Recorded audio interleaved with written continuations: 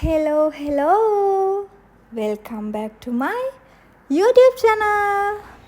ඉතින් දැන් වෙලාව පාන්දර 5:00යි. ඒ වුණාට මේ බලන්නකෝ එළිය වැටලා තියෙන විදිය. ඔයාලා බලන්නේ නැති කොළපාට බස් එක මම මේ කොහෙද යන්නේ කියලා. ඔහොම බලන් ඉන්න විස්තර කියන්නම්. අර එන්නේ මගේ අම්මයි මගේ ගමන් සගයයි. අනේ ඉතින් ඒ දෙන්නාම දාලා මං යනවා යන්න. ඉතින් යනවා. දැක්කනේ සින්දු කවි කරන විදිහ. ඉකේ තාලෙට සින්දුවක්වත් කියා ගන්න බෑනේ මට. කමන්නේ. මං ගායිකාවක් නෙමෙයිනේ. ඒකෙන් වැඩක් නැහැ. ඔයාලා බලන්නේ නැති පාන්දර 5:00ට එළියට බහැලා අම්මවයි මගේ හුරුතලාවයි දාලා මම මේ කොහෙද තනියම යන්නේ කියලා. දිගටම බලාගෙන ඉන්නකෝ මං කියන්නම් මං කොහෙද යන්නේ කියලා. ඔයා බලන්නේ නැති මොකද්ද මේ වුනේ එකපාරටම කියලා. මේ තියෙන්නේ ලොකු බින්ගයක්. මං හැබැයි වීඩියෝ එක දිග වැඩි වෙන නිසා පොඩි ක්ලිප් එකක් විතරයි දැන් මේ දිගටම තියෙන්නේ කඳු. කොළ පාට ලස්සන කඳු. මේ කොළ පාට ලස්සන කඳු දැක්කහම මට මතක් වුණේ හයිඩි කාටුන් එක. ඔයාලට මතකද හයිඩි? චූටි ගෑල්ලා මේ හිටියේ ලස්සට ගොවිපලක ජීවත් වුණේ. එයාගේ ගම මතක් වුණා. ඉතින් මේ ලස්සන කඳු වාසි තමයි අර වගේ ලොකු කළු පාට බින්ගේවල් තියෙන්නේ. මං හරි බයයි වැතලේ යන්න. ඒ වුණා නුනා කරන්නේ ඉතින් යන්නත් එපැයි. ඒ නිසාම යනවා. මේ ලස්සන කඳු ටික පහු කරගෙන මං කොහෙද යන්නේ කියලා දැන් කියන්නම්. මේ ඉතින් මම බෑග් එහෙම පැක් කරගෙන මගේ සබ්බ සකල මනාව දාගෙන ඉතාලියේ රෝම් සිටි එකේ තියෙන ෆියුමිචීනෝ කියන එයාපෝට් එකට තමයි ඇවිල්ලා ඉන්නේ. ඇත්තටම කිව්වොත් කවදාවත් නැති පුදුම කලබලයක් අද මේක ඇතුලේ තියෙන්නේ මාර විදියට සෙනග. පහුගිය දවස්වල රටවල තිබිච්ච ප්‍රශ්නත් එක්ක ගොඩාක් එයාපෝට්ස් වහලා තිබුණා. ඉතින් මේ හැම දෙයත් එක්කම මිනිස්සු හිර වෙලා හිටිය. දැන් තමයි ඉතින් පොඩ්ඩක් නිදහසේ තමන්ගේ ගමන් බිමන් ටික ආයේ යන්න පටන් ගන්න තියෙන්නේ. ඉතින් මම අනම්මනම් ඔක්කොම කිව්වට ඔයාලට කිව්වේ නෑනේ කොහෙද යන්නේ කියලා. මං තව පැය කිහිපයකින් මගේ ගම රට බලා අහසට පියාසර කරනවා. ඉතින් අවුරුද්දකට විතර පස්සේ තමයි මම ලංකාවට එන්නේ ආයෙම. හරිම සතුටුයි.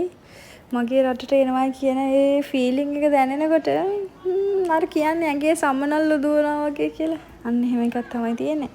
හැබැයි හිත ඇතුලේ තව පුංචි දුකක් තියෙනවා. මොකද මගේ ගමන් සගයව දාලා තමයි මට යන්න වෙලා තියෙන්නේ. එයා ගොඩාක් පුංචි කෙනෙක්. ඉතින් එයාට මේ වගේ පැය 15ක් 16ක් විතර ට්‍රැවල් කරනවා කියන්නේ ඒක එයාට දරා ගන්න හරි අමාරුයි. එයාට විතර නෙමෙයි අපිටත් එහෙම. මටත් එහෙම. ලංකාවට එන්න තියෙන ආසාව හින්දාම අපි එනවා. හැබැයි ඇත්තටම කිව්වොත් ඒ දැනෙන මහන්සිය කියන්න වචන නැහැ. හැබැයි ඉතින් ලංකාවට අඩිය තිබ්බට පස්සේ නම් ඒව මොකුත් මතක නැහැ. මට නම් මගේ රටේ ඉන්නව තරම් සැනසීමක් වෙන කොහේවත්ම නැහැ. තමන්ගේ රටින් පිට වෙලා වෙන රටක ඈතක ගිහිල්ලා තනි වෙන්න ඕන එක දැනෙන්න නම්. ඔයාටත් ආසයිද වෙන රටක ගිහිල්ලා තනි වෙන්න?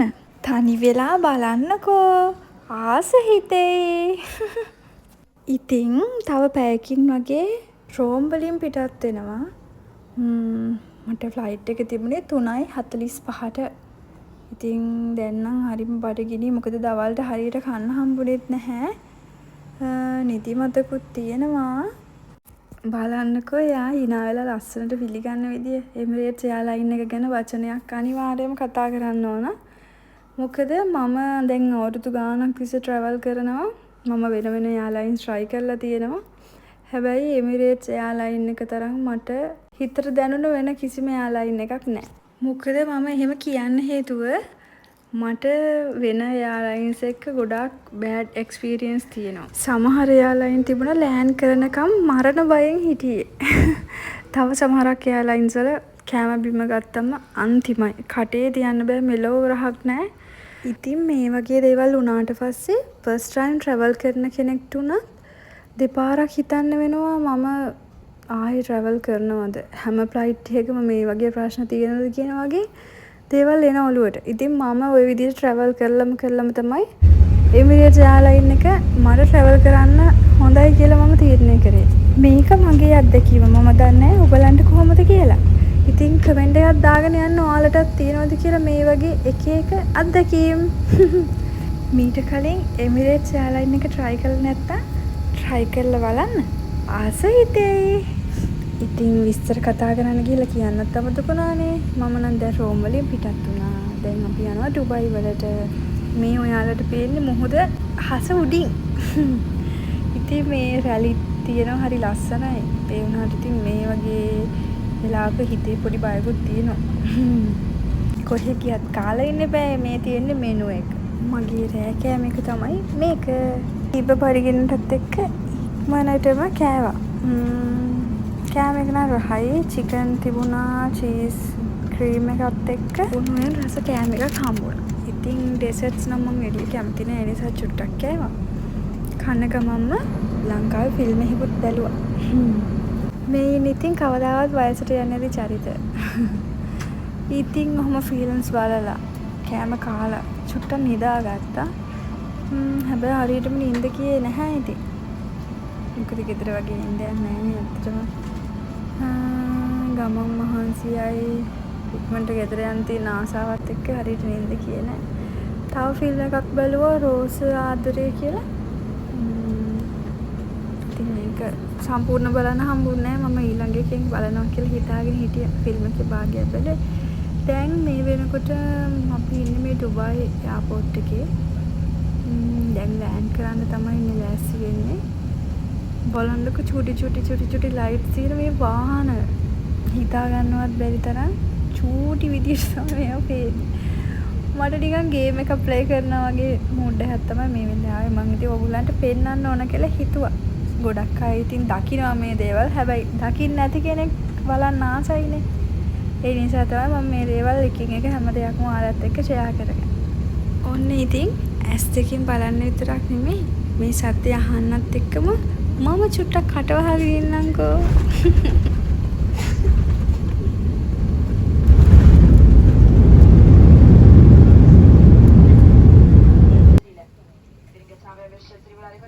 මේ වෙද්දි මම ඩුබයි වලින් ලෑන්ඩ් කරා. දැන් වෙලාව රෑ 11:00යි. ඩුබයි වෙලාවෙන් පාන්දරට 2:00ට තමයි අනිත් ෆ්ලයිට් එක පිටත් වෙන්න තියෙන්නේ. ඉතින් දැන් මේ වෙද්දි නම් ඇත්තටම මාර නිදිමතයි. හරියට නිදාගත්තෙත් නැහනේ. මේ වෙලාවට මතක් වෙන්නේ ඇඳයි කොට්ටෙයි. මොනා කරන්නද ඉතින් නිදා ගන්න බෑනේ. යන්නත් එපා ගෙදර. ලස්සන රෙස්ටොරන්ට් එකක් නම් තිබ්බ. මම නම් පැත්ත බලාත් ඉවත් ගියේ නෑ. මොකද මට උතරම පරිපිල්ල තිබ්බේ. තව නම් කන්න බෑ. කන්න බැරි වුණාට shopping කරන්න නම් පණ තිබුණා. මම ආ වික්ටෝරියා සීක්‍රට් එකට බඩු ටිකක් තිබුණා. ඒකත් ගත්තා. ඊට පස්සේ චොක්ලට්ස් ගත්තා. ගෙදර අයට තව ගිෆ්ට්ස් ගත්තා. අම්මෝ දෙයනේ කියලා පැය 3 ඉක්මනටම ගත වෙලා නැවතත් අහසට පියාසට කරන්නයි මේ සූදානම. මේ බලන්නකො ලස්සන අහසේ. ඒ කියන්නේ දැන් මේ වෙද්දි ඉර පායගෙන එන ගමන් ඉර පෑවුවත් නැතත් මට නම් මාර නිදිමතයි. ෆිල්ම් එකක් දාගත්ත බලන්න. දාගන්න හැදුවට හරි ගියේ නෑ. උදේටත් කාලම තමයි නිදා ගන්න ඕනේ. ඉතින් මේ බ්‍රෙක්ෆාස්ට් එක දුන්නා. ඒකේ තිබුණා චිකන් ෆ්‍රයිඩ් රයිස් එක මාරම රහයි යන්නේ. ලංකාවේ හදන රයිස් තරම් රහ නෑ. හැබැයි මේ වගේ වෙලාවට මේ වගේ කෑම එකක් නම් නියමයි. රසම රස බත් එකකුත් කාලා චුට්ටක් නිදාගෙන නැගිටිනකොට තමයි දැක්කේ තව විනාඩි 19කින් මම ලංකාවේ නේද කියලා. මෙහෙම දකින්නකොටත් ඇත්තටම ආසයි. තව පොඩි වෙලාවයිනේ නේද තියෙන්නේ කියලා හිතෙද්දී හරිම සතුටුයි. ඉතින් හොඳටම වැස්ස මේ දවස් ටිකේ. එහෙමයි කියලා ඉතින් අපි සැලෙන්නේ නැහැ. කොහොම හරි එනවා. ඔව් දැන් අපි ලෑන්ඩ් කරන්නයි යන්නේ 1යි 2යි 3යි. එහෙනම් මමත් ලංකාවට ආවා. ලංකාවේ වෙලාව උදේ 8:00යි. good morning ළමයි. පැය ගානක් තිස්සේ ඇවිල්ලා තිබුණු ගමන් මහන්සිය කොහෙන් ගියාද මන් දන්නේ නැහැ මේ පොළවල අඩිය තිබ්බට පස්සේ. ඉතින් ඇවිදගෙන ඉස්සරහට එද්දී ඉස්සල්ලාම දැක්කේ මුළු ලෝකයටම නිවන කියා දුන්නු අපේ බුදුරජාණන් වහන්සේ. හම්මෝ මාර වෙලාවක් ගියා මෙතනින් බෑග්ස් ටික හොයාගන්න. ඒවත් අරගෙන පුළුවන් තරම් ඉක්මනට මෙතනින් එළියට යන්නයි මට උනුනේ.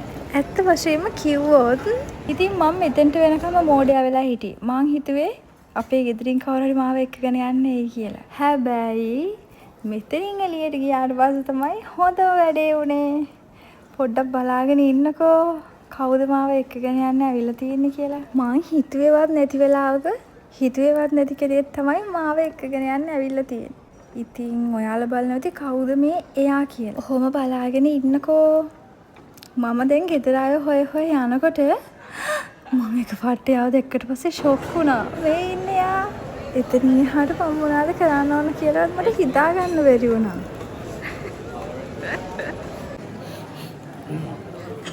මං ඉතින් පොඩ්ඩක් ඉමෝෂනල් වුණා.